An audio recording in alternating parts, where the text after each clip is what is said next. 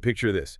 You are staring at a completely mundane, like, two-sentence email from a coworker. Right. It is a standard project update. Yeah. Nothing overtly hostile. But for some reason, as you read it, your chest tightens. Your palms are suddenly sweating. Yes, and your heart is just hammering against your ribs. Yeah. And you have to ask yourself, why is your body reacting to a minor corporate update the exact same way it would react to, well, being chased by a bear? It is honestly a pretty terrifying design flaw in human biology. Right. We bring these ancient survival-wired nervous systems into our modern offices, and the results are, frankly, often disastrous. They really are. It leaves us feeling isolated or like we are uniquely failing at being functional humans when conflicts arise. Okay, let's unpack this, because our mission for today's deep dive is to really build the ultimate toolkit for human-centered leadership. Exactly. We are looking at a stack of sources today that break down two really powerful frameworks. First, we have the Ladder of Communication, which is basically a blueprint for building trust from absolute scratch. Which is so needed. Right. And second, the Ladder of Inference, which is a survival guide for navigating really intense conflict. Yeah. But I think a lot of us carry this assumption that being a great communicator, someone who can just diffuse a tense room, is something you were either born with or you aren't. Yeah, and that is the single biggest misconception out there. Really? Oh, absolutely. We look at charisma or that ability to effortlessly navigate team dynamics, and we label them as innate personality traits. Yeah. Like, oh, they're just a people person. Right.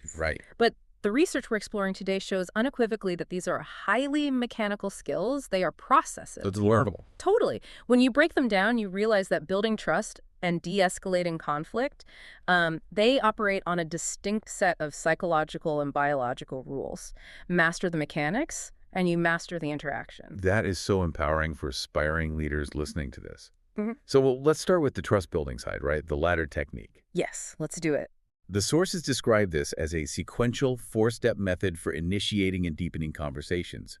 And crucially, it prevents that awkward stalling out, or, and I am so guilty of this, the terrifying trap of oversharing way too soon. The sequencing is exactly what makes it work. Yeah. So step 1 is observation. Okay. This is how you create an interaction out of thin air. You anchor the conversation in a shared, immediate reality. So is noticing the temperature in the room or pointing out that the coffee shop is playing, exceptionally weird music today. I mean, it sounds almost too basic. Why does pointing out the weather actually work as a leadership tool? Well, what's fascinating here is the cognitive load you are placing on the other person. Meaning how hard they have to think. Exactly.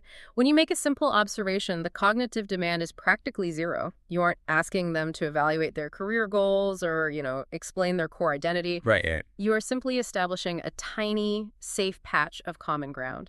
Because people walking into a networking event or a new team meeting, they are often highly guarded. For sure. So an observation signals that you are safe to interact with because you are demanding absolutely nothing in return. Which perfectly paves the way for step 2, which is opinion. Yes.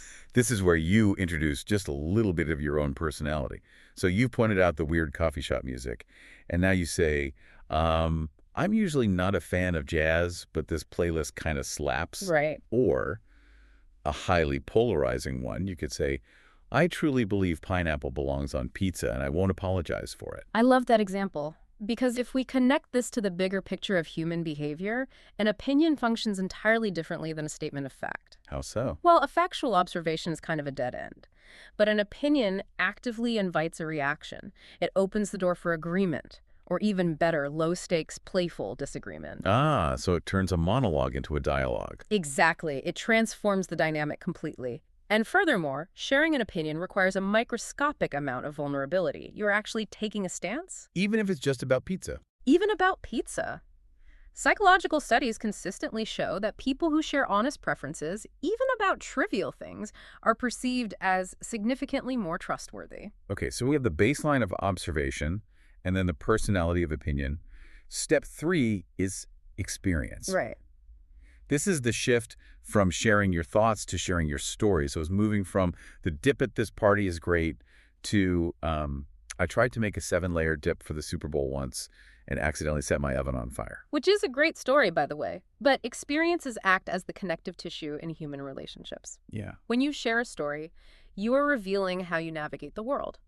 And more importantly, stories naturally prompt the other person's brain to search for a matching experience in their own memory. Because you're pulling them in. You are actively building a bridge of shared emotional resonance, and once that bridge is stable, you are ready for the final and definitely the most complex step on the ladder of communication, which is vulnerability. Now, this is where I think the corporate world gets really nervous. The word vulnerability just has a lot of baggage. Oh, it is heavily misunderstood. Vulnerability is so often miscast as weakness or, conflated with unprofessional oversharing. Which it isn't. It is neither. Vulnerability is simply dropping the curated workplace character you are playing and choosing to be authentic. So what does that look like in practice? It's saying something like, honestly, navigating these cross-departmental projects is really overwhelming for me sometimes. Or, I used to be terrified of presenting to the board, and my hands are actually shaking a little bit right now. Wow, yeah, that's real. When you offer something genuine like that, you create a permission structure for the other person to drop their mask, too. I know for a fact I have historically been terrible at this. When I get nervous in a new professional setting, the silence terrifies me. So you rush it. I do. I tend to panic and jump straight to oversharing just to fill the void, which completely backfires. If we use the physical ladder analogy from the sources, trying to jump from the ground straight to the top rung of vulnerability is a guaranteed way to break your neck. It really is. Going from, nice weather to I deeply fear failure and disappoint my parents is a conversational crash. Because that abrupt jump triggers the other person's threat response. They haven't been given the gradual steps to trust you with that heavy information yet. Right. This is why the sources emphasize practicing this sequence in low-stakes environments. Practice with a barista or, a stranger on a train. Observe. Drop an opinion, share a quick experience, and watch how the mechanics naturally pull people into comfortable engagement. I actually want to pause here for a second because before we can lead others, we have to audit ourselves. For you listening right now, I want you to think about how people experience your communication style. That's a great question. I just admit it, I tend to skip steps and overshare when I'm anxious.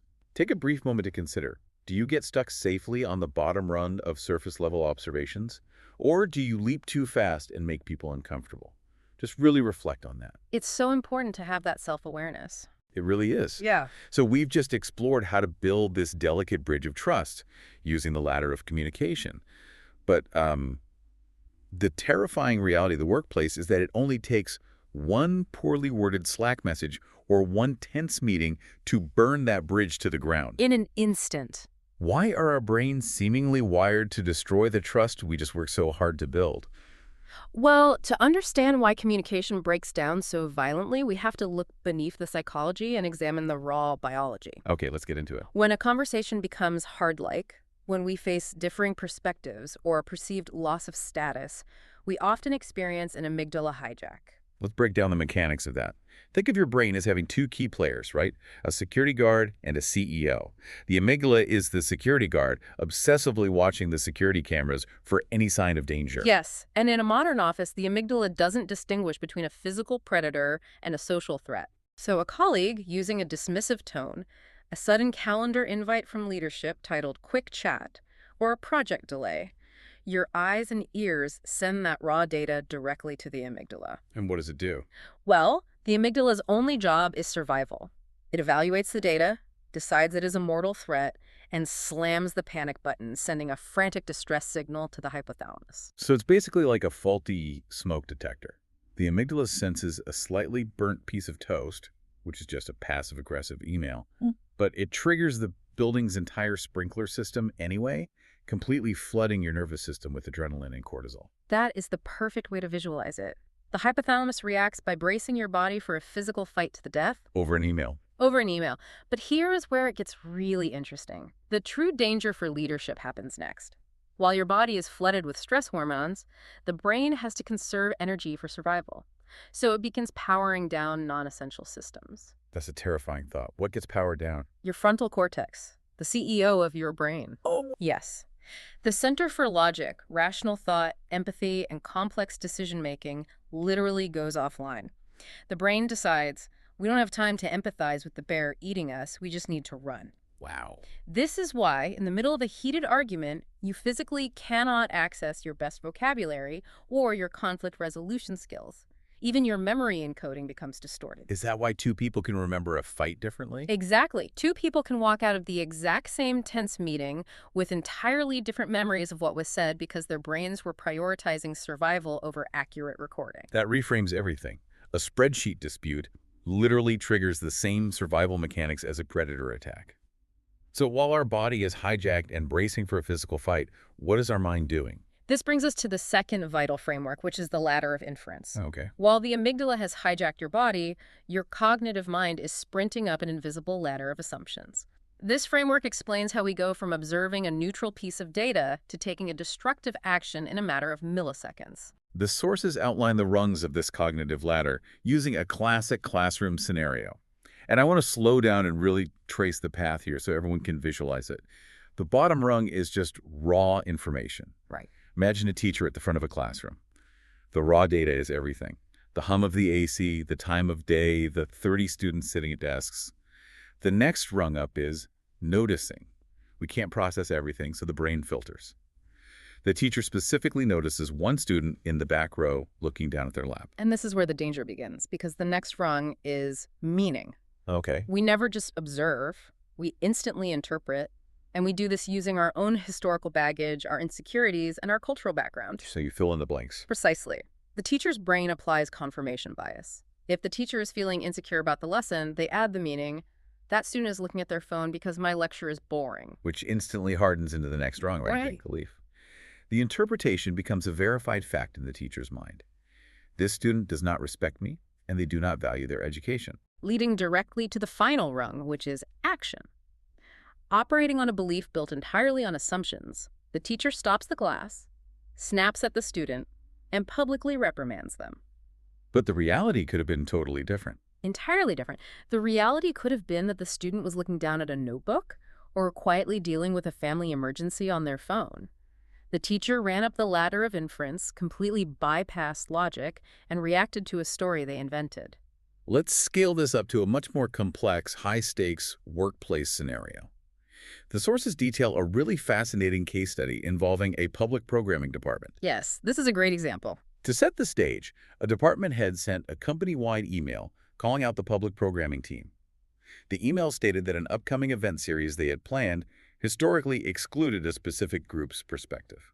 Now, a crucial contextual note for our analysis here, we are looking at this scenario strictly as a mechanical breakdown in communication. Yes, very important. We are setting aside the underlying politics of the email or the specific diversity initiatives involved.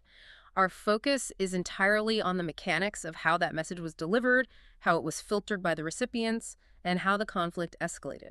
Exactly. We are just looking at the machinery of the breakdown. Because the mechanical fallout was catastrophic. When the public programming team received that email, the reaction wasn't uniform at all. No, not at all. What's incredible is that you had an entire team read the exact same text, the same raw data, but they all sprinted up completely different ladders of inference. And the variation in the meaning rung is what really tore the team apart.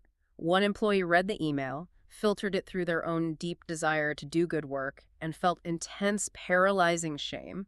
They genuinely believed they had caused intentional harm. But someone else had a totally different reaction. Right. Another employee read the exact same words, filtered it through a history of interdepartmental rivalry, and formed the belief that the sender was just trying to publicly humiliate them to score political points. And yet a third person read it and decided it was undeniable proof that their entire organizational hierarchy was deeply toxic and putative. Exactly. They all formed wildly different beliefs, and those beliefs dictated their actions. Trust evaporated. The conflict bled into their daily operations. And not because of the factual data in the email, but because every single person was operating from the top of their own unverified ladder of inference, assuming their personal interpretation was objective reality. This raises such an important question for anyone trying to navigate team dynamics. How often are we reacting to the facts versus reacting to the meaning we've silently added to those facts? I think we all need a second to process that. Literally, take a moment. Right. Reflect on a recent conflict, maybe an email that made your blood boil. What happens when we react defensively before we actually take the time to understand what the other person's ladder looks like? It's a huge blind spot for most of us. It leaves us in a pretty perilous spot. We've got the amygdala hijacked, flooding our systems with stress. We are sprinting up the ladder of inference, inventing terrible motives for our colleagues. So what does this all mean for us? How do we stop the spiral? Well, the solution lies in the conscious act of climbing down the ladder. The ascent is unconscious and lightning fast. Right? The descent requires profound intentionality. You have to force your system to shift from a state of reacting, which is pure fight or flight, to a state of responding. Wait, I need to challenge this for a second. Yeah. If you just told me that my frontal cortex, my logical, decision-making brain, is literally offline during an amygdala hijack, how on earth am I supposed to logically choose to climb down the ladder? Doesn't that require the exact cognitive machinery I just lost access to? That is the ultimate paradox of conflict resolution. You cannot think your way out of a biological hijack. So what do you do? You have to use a somatic override. It starts with a literal, deep, physical breath. When you consciously slow your breathing, you are sending a mechanical signal through your vagus nerve directly to your amygdala. Oh. You are physically overriding the alarm, telling the security guard, there is no bear, we are safe. And as your heart rate drops, the frontal cortex powers back up. You literally breathe your intelligence back into your brain. That is wild. So once the CEO is back in the building, you can actually start surfacing your assumptions. You Exactly. look at the conflict and ask, what raw information am I ignoring here? What meaning am I adding that isn't actually on the page? And this is where true leadership emerges. Can you suspend your own judgment long enough to be genuinely curious about someone else's ladder? That's the hard part. It is. Can you approach a frustrated colleague and say, hey, help me understand how you viewed that interaction without immediately getting defensive about your own intentions? It takes immense humility. And importantly, the sources highlight that leaders can't just demand their teams do this cognitive heavy lifting in a vacuum. You have to build supportive structures. Yes, the environment matters. Like in that email case study, the organization eventually had to bring in a neutral facilitator. They had to explicitly set the space, agree on the scope of the discussion, and create psychological safety before anyone could climb down their ladders together. Because the environment always dictates the outcome. If people are exhausted, their amygdalas are hypersensitive.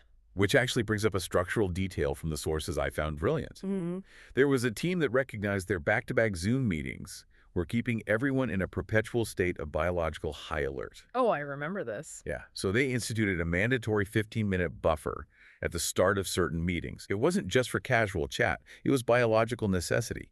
It gave everyone 15 minutes to transition, to reset their nervous systems, and to climb down from the stress of their previous calls before making any strategic decisions. It is a profound leadership intervention because it acknowledges our humanity. It stops pretending we are unfeeling productivity machines and says, we know your nervous system needs a moment to recalibrate. I want you listening to think about a difficult conversation you have been actively avoiding at work right now. Be really honest with yourself. Are you actually avoiding the objective facts of the situation?